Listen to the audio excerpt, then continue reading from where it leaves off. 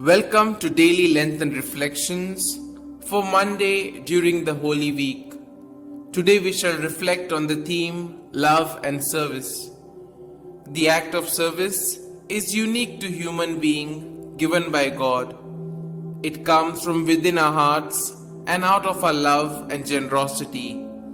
The Gospel today invites us to become serviceable persons with generosity and love like Martha and Mary. Martha has a great role in serving Jesus, and Mary showed her love by anointing Jesus' feet. Both have dedicated their lives in service. Jesus is our inspiration. He lived the life of service in this world, and He invites us to do the same. In the first reading, the prophet Isaiah speaks today of the suffering servant. The suffering servant is one who is willing to risk all, even life itself, to manifest the power of love. For ourselves as Christians, the suffering servant is Jesus Christ. Jesus is God's love revealed.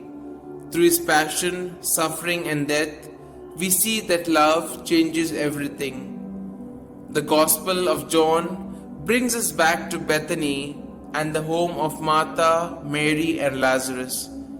Jesus is among the friends that He loves. It was love that had restored Lazarus from death to life. It was love that made Mary instinctively reach for the perfumed oil and anoint the feet of Jesus with the lovely fragrance. But it is sad to say that in the same moment, love was departing from the heart of Judas.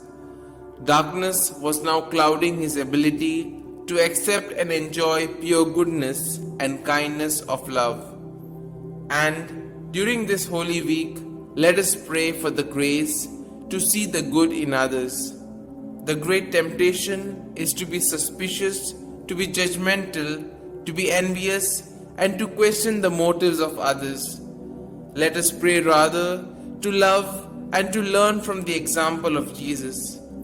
If we strive to live that kind of love day by day, then we will come to a greater belief, as Jesus has taught us, that love changes everything.